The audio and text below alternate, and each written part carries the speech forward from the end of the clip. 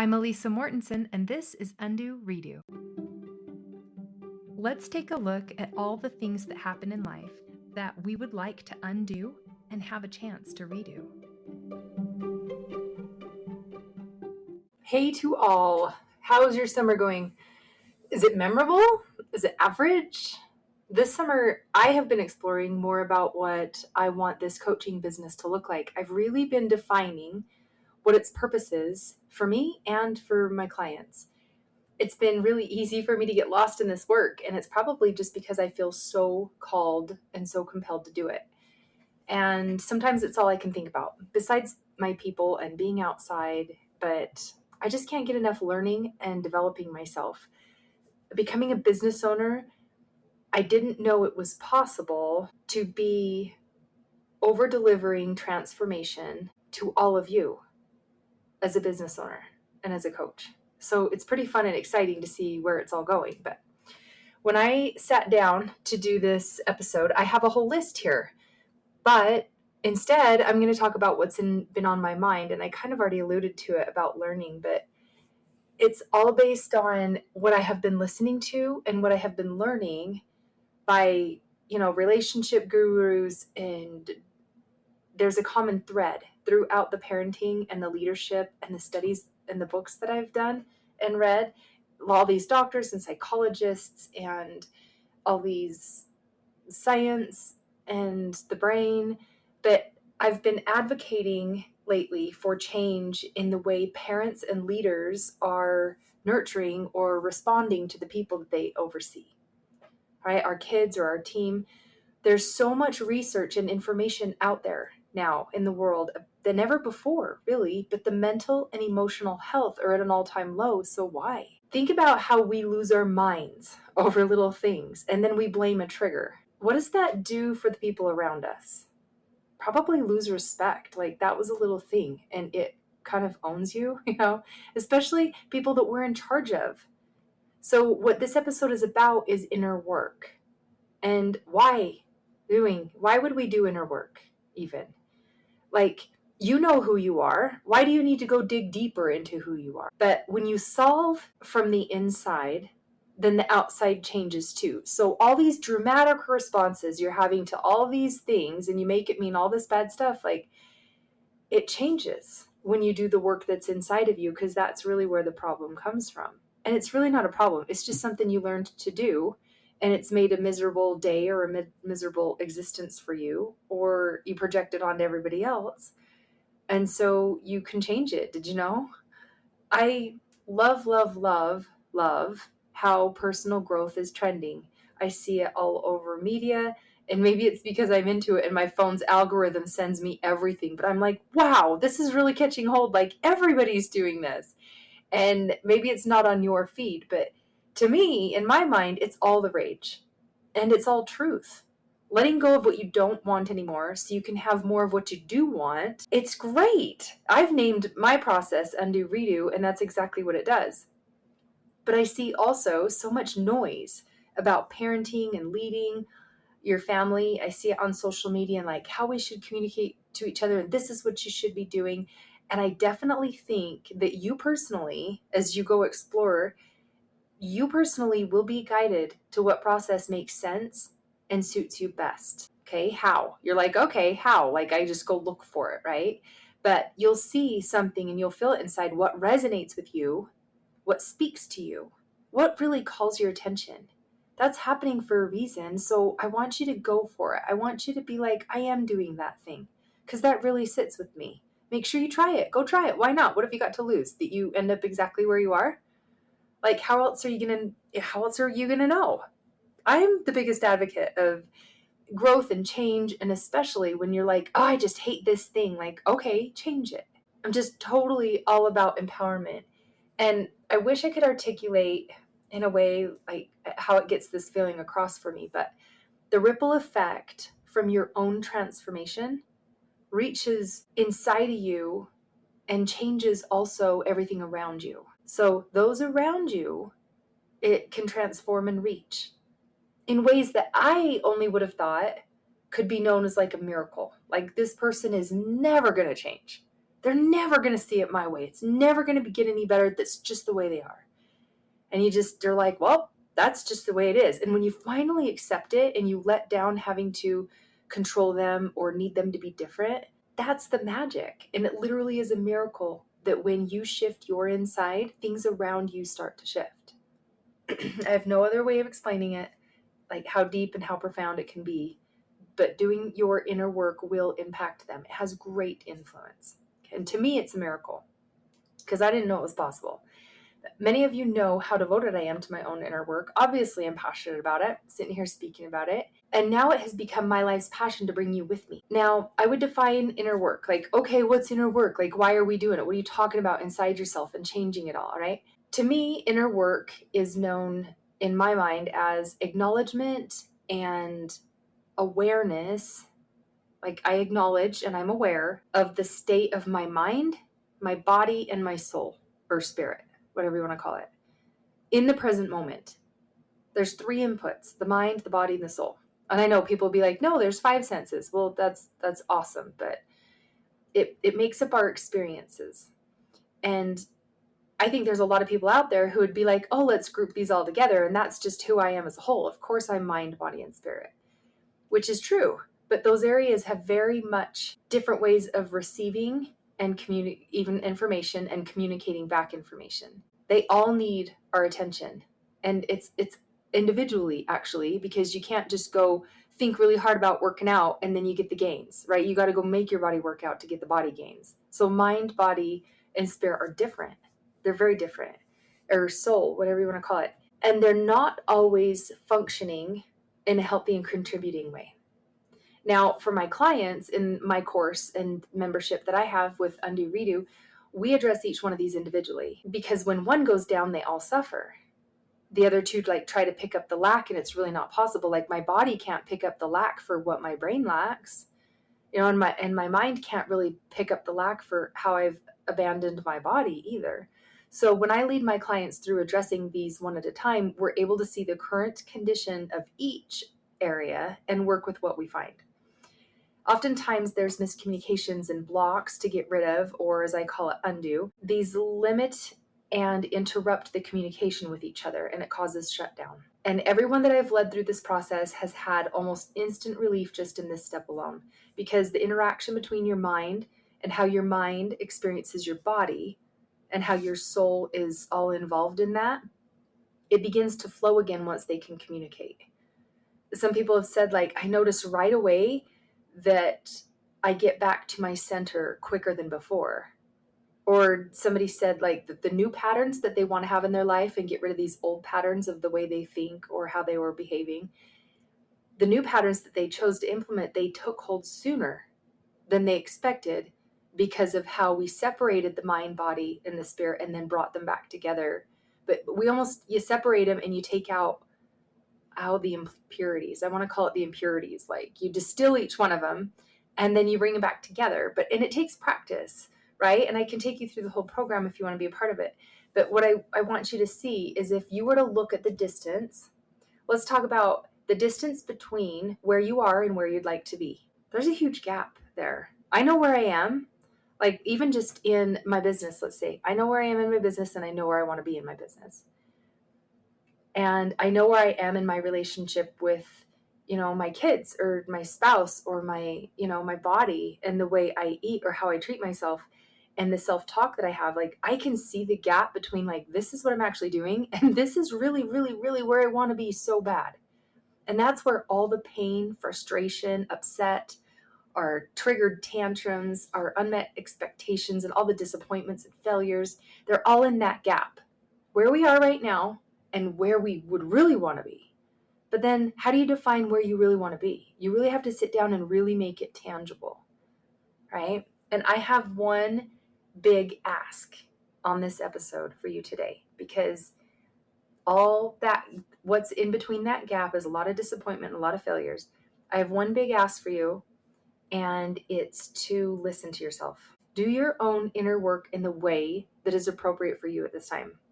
Move past all the things that have caused you life pain and discouragement and people that have wronged you and how you've wronged other people, and just like let go of all of it and quit bringing it with you into your next day. What I'm calling you to do is learn to manage yourself. Okay, your brain's going to offer you a million things. You don't have to go with everything you think. Promise. Most of it's bullcrap. Most of it sucks. So don't just go with everything you think on a whim. You have to learn to manage yourself because nobody's going to come do it for you. Do what you can, even if it's barely anything, just because then it won't negatively be affecting you and everyone around you, because that just adds to the burden and all the baggage you carry. We all have baggage we're carrying. And the goal is to just drop it so we can move forward and not like keep heaving it along every day. That's why we're so miserable. But if you do it for your sake, then it actually just changes everyone's sake around you, honestly, because they have become suppressed by you and they have become subservient to you because you have elevated yourself to have more needs than they do, and you don't see them, you just see yourself, right? So if you have sporadic moods and you have a poor choice of words and poor behavior and you blame them for how you feel, the truth is your misery between where you are and where you'd like to be feeling, it's just because of your own inability to do the work right now. And this may help. We all metaphorically have like a burden backpack. I don't even know where I'm getting this, you guys, but I'm going with it. A burden backpack on our backs. It's everything in your childhood, all your conditioning. It's so heavy. And then all the times you were ridiculed by your peers, shamed by the adults in your life, you failed the test, you didn't do good in PE class or whatever, right? Self-talk is probably the biggest burden in your backpack, to be honest. I'm finding that out with myself and with my clients. But all you have throughout your life is weighing on you all the time. And then every day you bring it with you into the next day and you just keep putting more in this big burden of a backpack on your back. And what I'm really trying to help you see is you're adding to it and you're carrying it. I hope you can kind of feel that this is true. It's just tucked away. Everything's just tucked away in this backpack. All the stress you carry, everything that you've been at the effect of, and until you process it and then let go of it, you'll continue to carry this big, heavy thing with you every day. I don't know how old you are right now. Are you 23? Are you 32? Are you 40? Because you're going to be 50 and 60 and you're still going to be carrying it if you don't just drop it. But what is it? Like, you're not good enough? Is that something heavy in there? Were you never able to lose all your weight? Or did you lose it and it came back and you're still kicking yourself? Maybe you couldn't help your child. You really wanted to help your child. Maybe you lost a child. We so desperately want to help or to have things go our way. And if it doesn't go how you wanted, are you still using it against yourself? A lot of times we just think what we're doing is wrong and that we've failed and that we're broken and nothing works. Like, we're just too stupid and dumb and we can't get our crap together, and why does it work for everybody else but us? All of those things I just said are in your backpack right now. And how many more could you name? If this rings true to anybody, then you've got a big old heavy backpack on. And we make all those things mean something bad about us. But there's nothing wrong. There's just thoughts that are being offered to me in my head that I need to just tone down. If you can literally turn that channel down, it's just really loud right now because you haven't tried to turn it down yet. So it's no wonder that we lash out, we shut down, we can't move on, we're tired, we're going around trying to fix other people, and we ask ourselves, like, why are we such a mess? Well, of course we're a mess. We're under a lot of pressure that we've added to ourselves. Yeah, crappy stuff happens, but we don't have to add to it. We're trying to survive everything that we're choosing to think and feel, and we're doing it to ourselves. And most of us don't even want to take ownership of it. We want to blame other people. Yeah, but they still don't, Yeah, but he won't. But that's just because you're protecting yourself from being upset at everything you need to overcome.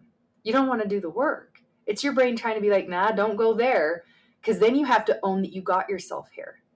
And if you own that you got yourself here, then that means it's all your fault. You're going to feel pretty crappy about that, right? But if I was to ask everybody around you and those important people in your life, like how they think of you in real time, right? What would they say if I was to ask them? Like, be honest.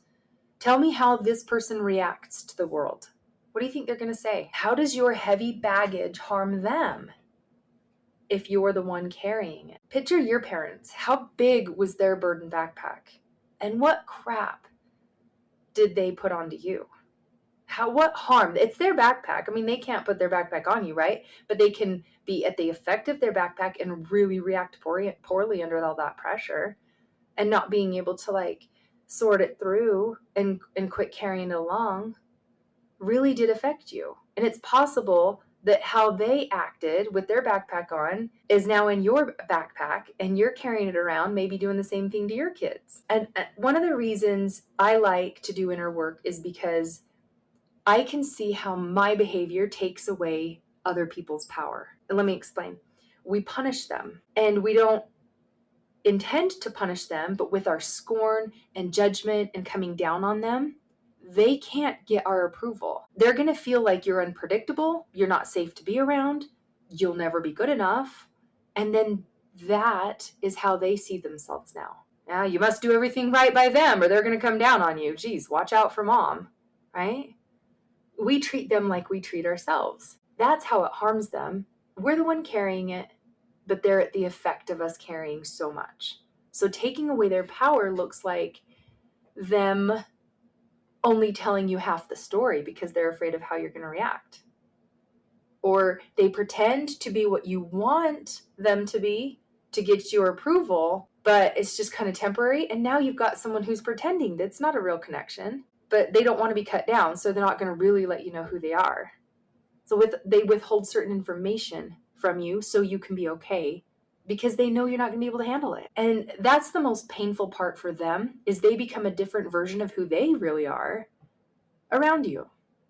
And you've conditioned them to do that. And that takes away from them. That's what I mean. Like, I like doing my inner work because I actually can give them their power back, because they don't have to worry about how I'm going to react or respond, or if I'm going to be all mean and lash out at them. I want them to be able to be themselves.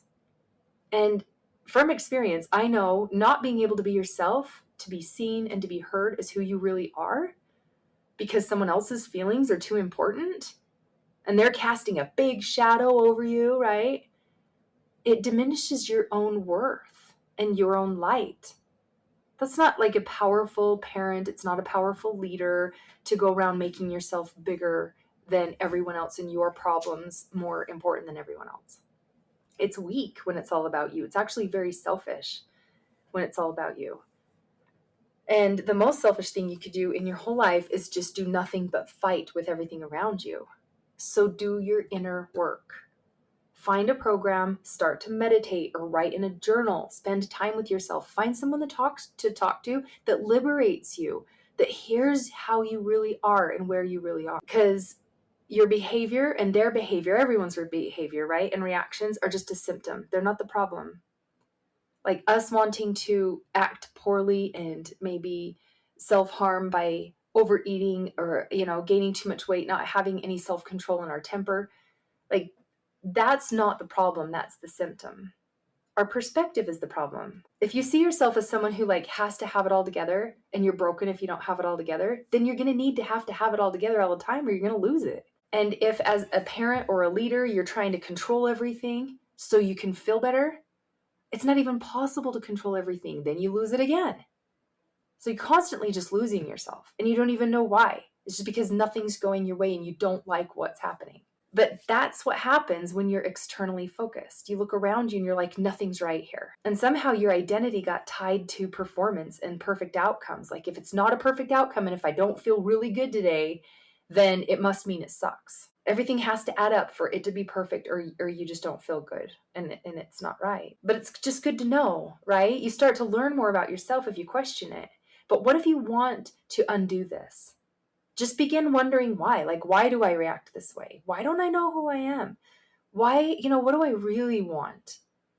What do you feel the need for? And how can you make that happen for yourself? How can you instead tie your identity to your own divine value? We all have an innate divine value. Instead of tying our identity to something external, like something around us that needs to come fix me right now, I'm just going to sit here and wait and loathe until something comes out and fixes me. We have self-worth we could believe in. It's always there. It's available to everybody. I just am so surprised that even myself, we don't even grasp it. But I'm going to put it more simply. Simply put, when we believe we have worth, we can give our worth to others. You can't give something you don't have already. And this, my friends, is the big secret. When you build yourself, it works for you. And the people that you're in charge of get built as well. And better outcomes happen naturally in your team or your family and everyone you're around when you're aligned personally. So a lot of people on the surface can be like a high achiever. You're like, wow, what's going on in their lives? They really have it together. But what's going on underneath that is something that you don't know and you can't see. They could have perfect health, self-discipline, work ethic, and fill all their basic needs and look like they're on top of the world. But if you haven't unpacked your burdens, like in that backpack, you're still not going to be as much as you could be without carrying all that garbage around. And I want to ask you some questions just to get it going. Like, do you love the way that you're showing up in your life? And in what way are you giving back to this world? Do you really love the life and relationships that you do have right now? And is the way that you're living like meaningful to you? Is it fulfilling for you? Do people run and hide when you come in? Or just go straight to their rooms or their offices? Or do they run to you and follow you? The reason that you should start asking yourself some of these questions is because I guess I've called it doing your inner work, but aligning yourself and connecting with yourself, it's attractive.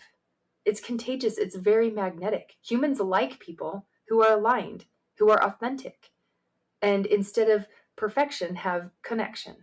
Control, fear, domination, it's the worst way to come across to people because it cares only about the appearance of things. Everything outside of you and everything outside of them better look good, right? Better feel good. And then I'll go to this other fun thing, and then I'll go to this other party, and then I'll go to this other concert, just because you can't sit and be okay with the way your day is just doing nothing. Because it's perfectly fine and it's okay. They can tell when you're mad and you're fearful and you're in control. Like whoever's around you can tell that you don't have them in mind at all. You were never really put as a priority, maybe growing up, and maybe this is why you can't do it, but you don't have them in mind. And you felt bad when you were younger that they didn't have you in mind. Everyone just thinks of how self-important you are if you're not paying attention to them, and how you're just going to lose it again when things go wrong and make it mean something bad about yourself anymore. And somehow you're a failure, yet you don't go do anything to make it better. But what I want to talk about with the inner work is you'll be able to manage your reactions to life so much better when you connect with your authentic self and you see your own value. Otherwise, everything that happens around you owns you. Like, that's a huge contrast, because becoming aligned means your identity gets tied to an unconditional worth as a human soul, just because all humans have the same worth. You have value, you have worth. It's non-negotiable. And when you're aligned, you believe that and you'll thrive. You'll meet up with a challenge and it's something that's hard for you, but you'll thrive in it because it becomes a chance to prove what you already believe. You believe you can figure this out just like you always do. But you can't get to that point until you start figuring things out. So decide today to try something new so you can figure out. Then you can have the confidence that carries you into, I am a person who just figures it out. And look back into your past. You have tons of evidence. You've taken care of problems, you've taken care of people, you've taken care of so many things. And when it's time to step up, you step up and you're there and you take care of stuff. Celebrate your wins. That gains confidence too. It's much easier to be confident and to learn to be confident than it is to just sit at the effect of your life and do nothing, because that is so hard to do. It is so hard to just sit there and think that you are nothing. So what are you going to do now? As soon as you're aware of your behavior and how your words and your feelings and your reactions affect others, you can see that they are less likely to be open with you. They're less likely to be honest. They're more likely to make really poor decisions and have less respect for you. And you can see it for what it is. Choose to do something about it. That's my challenge to you.